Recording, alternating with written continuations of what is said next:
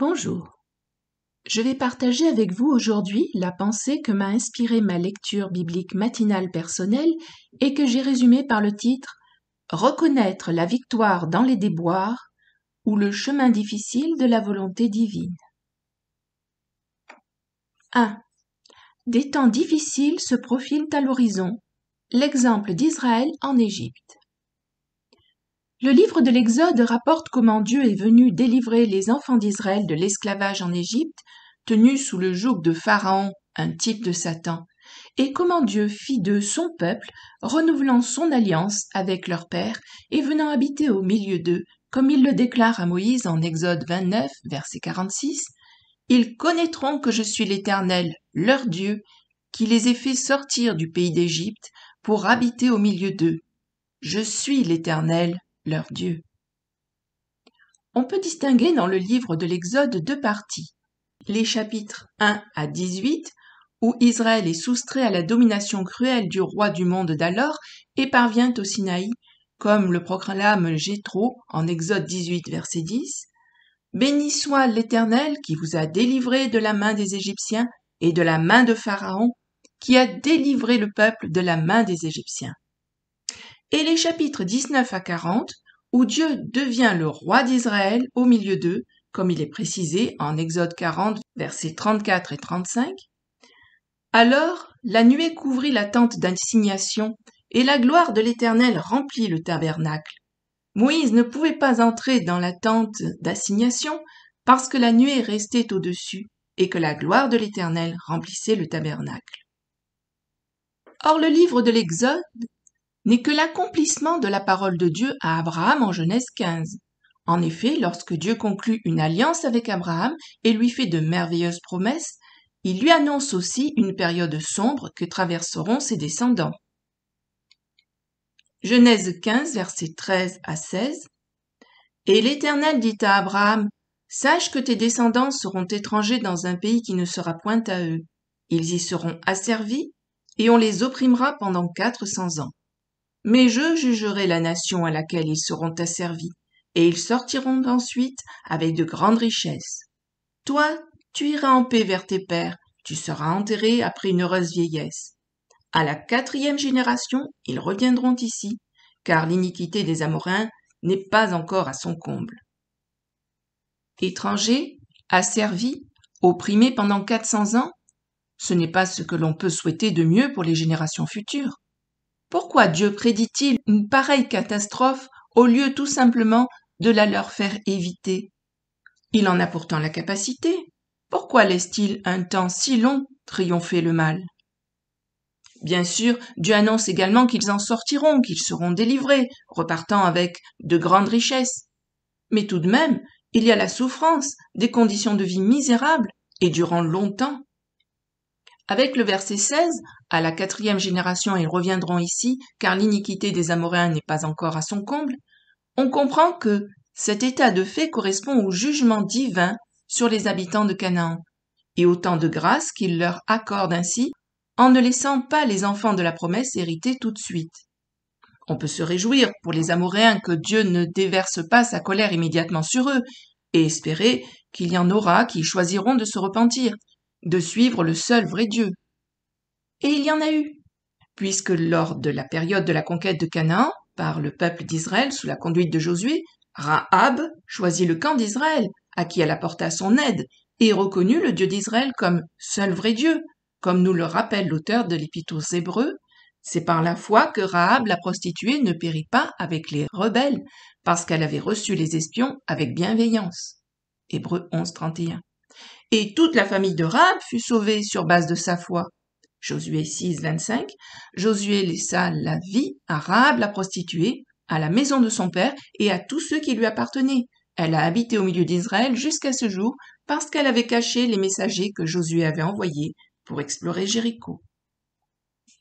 Mais pour autant, ces 400 ans de grâce pour les Amoréens vont être 400 ans de souffrance pour les enfants d'Israël. Qui accepterait de passer des générations à souffrir pour que d'autres, et pas nombreux en plus, puissent être sauvés? Il est clair que Dieu a volontairement conduit Jacob et sa famille en Égypte pour qu'ils s'y accroissent, puisque le pays était fertile et pouvait nourrir une grande population, et qu'ensuite ils y soient opprimés, afin d'y connaître un jour son secours et de pouvoir s'attacher à lui. Tout ceci n'est pas arrivé par accident. En effet, il ne faut pas oublier ce qu'enseigne Ésaïe 45, verset 7. « Je forme la lumière et je crée les ténèbres, je donne la prospérité et je crée l'adversité. Moi, l'Éternel, je fais toutes ces choses. » Ce long temps d'oppression entre dans les desseins de Dieu à l'égard d'Israël. Pourtant, Dieu ne le considère pas comme une urgence, un obstacle à éviter à tout prix. Au contraire, cela semble plutôt la voie normale, celle qu'il a choisie pour que tous les enfants d'Israël réalisent qu'il est le Dieu Tout-Puissant et veuillent le suivre lui seul en lui accordant toute leur confiance. Ainsi l'Éternel deviendra leur Dieu et Israël sera son peuple d'adorateurs, de serviteurs. Ils lui seront fidèles et il les bénira. Le temps des patriarches, menant leur vie au mieux selon leur choix, est fini. Israël va devenir une nation qui va apprendre quelles sont les exigences d'un Dieu saint. Dieu a de merveilleux projets pour son peuple et un avenir glorieux pour Israël devient la nouvelle perspective, même si le chemin sera très long et difficile. L'obéissance et la fidélité mèneront à la félicité et à la gloire éternelle dans la présence du Dieu vivant et vrai. Et il en est de même pour nous, son peuple de racheté. 2. Le mal triomphe d'abord, puis Dieu fait éclater sa gloire.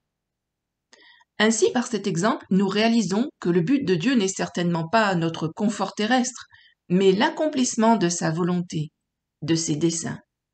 Et en lisant attentivement les Écritures, on se rend compte que Dieu permet souvent aux forces du mal de triompher durant un certain temps. Puis il met fin à leur règne et les amène en jugement. Dans le livre de l'Exode, Dieu fait une démonstration magistrale qu'il est le seul vrai Dieu et que les idoles ne sont rien en comparaison avec lui.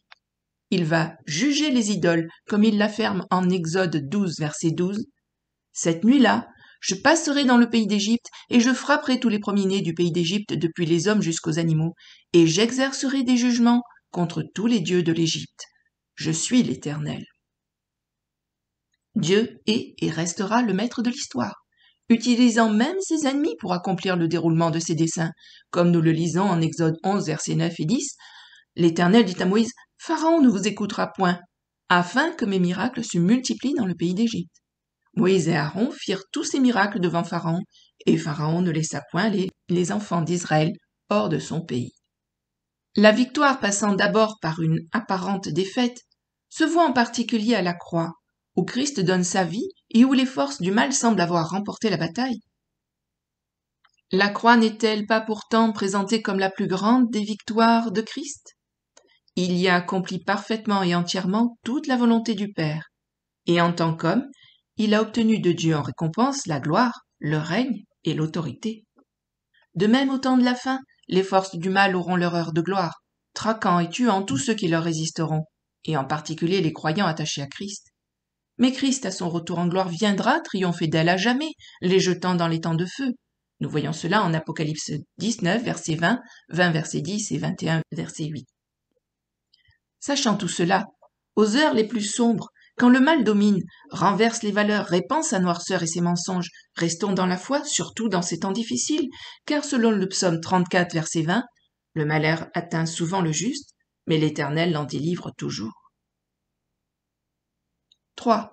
Priorité à notre âme, à notre salut éternel. Certes, Dieu aime l'humanité, et il nous l'a amplement montré en donnant son Fils pour nous sauver. Mais notre confort n'est pas sa priorité. Notre épanouissement personnel, dont le monde ne cesse de nous rabattre les oreilles, n'est pas son obsession. Ce qu'il veut avant tout, c'est notre salut et notre bonheur éternel, qui ne se trouvent qu'en lui. Il permet les épreuves les plus difficiles afin de nous faire découvrir son secours et son amour, nous liant à lui de façon profonde et durable. Or, comme Israël l'a expérimenté, on ne peut être conscient de son amour et mesurer sa grâce qu'en connaissant la souffrance et le péril. Oui, aussi fou que cela puisse paraître, Dieu autorise le mal à agir pour en tirer le plus grand bien pour nous. N'a-t-il pas permis à Satan de s'acharner sur Job ?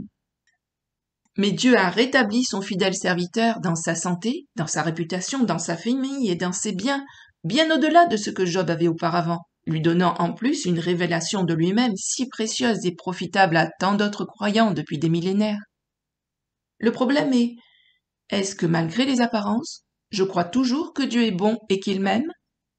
Est-ce que je crois réellement, comme la Bible enseigne en Romains 8, verset 28, que toute chose concourt au bien de ceux qui aiment Dieu, de ceux qui sont appelés selon son dessein? 4.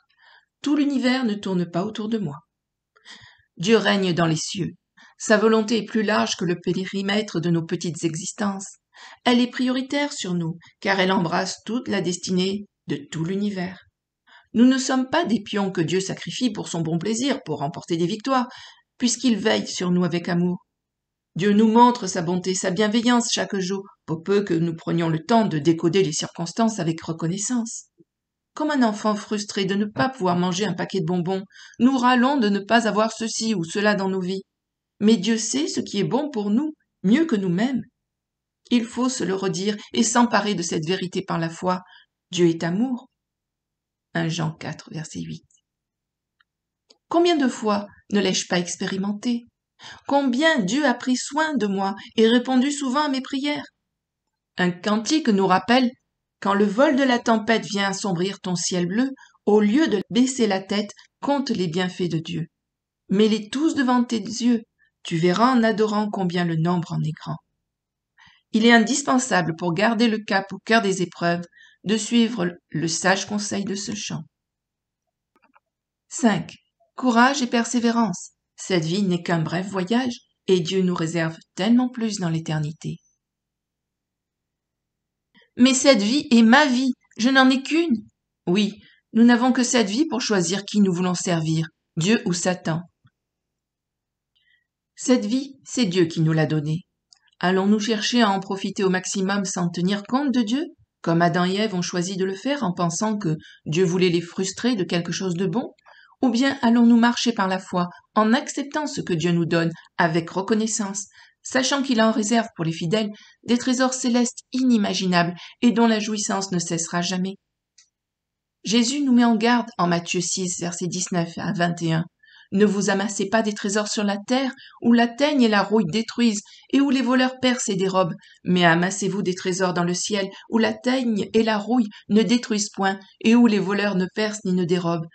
Car là où est ton trésor, là aussi sera ton cœur. Quoi que ce soit que nous traversions, quelles que soient nos luttes, nos épreuves, nos tentations, nous n'avons pas encore lutté jusqu'au sang, selon l'expression d'Hébreux 12, verset 4, au point de dire avec Paul, comme en Philippiens 1, verset 21, « Car Christ est ma vie et la mort m'est un gain ». Autrement dit, je suis prêt à tout abandonner de mon existence, même jusqu'à ma vie entre les mains de Dieu, et s'il la reprenait, je sais que je serai plus heureux auprès de lui qu'ici-bas. Car, et cela est difficile à garder en tête dans ce monde matérialiste, rien n'est plus grand, n'apporte plus de satisfaction et de bonheur qu'être auprès du Dieu de gloire. Regardons avec courage, persévérance et fidélité envers Dieu tous les nuages qui s'amoncellent à l'horizon, en se rappelant que le soleil reparaît toujours après l'orage, même le plus long et le plus violent. Christ à la croix a vaincu l'enfer, le péché et la mort, et toutes les puissances des ténèbres. Nous sommes son corps, ses cohéritiers, et par là même, nous sommes associés à sa victoire et à sa gloire. Encore un peu de temps, et celui qui doit revenir viendra. Maranatha. Merci de votre écoute. À bientôt. Au revoir.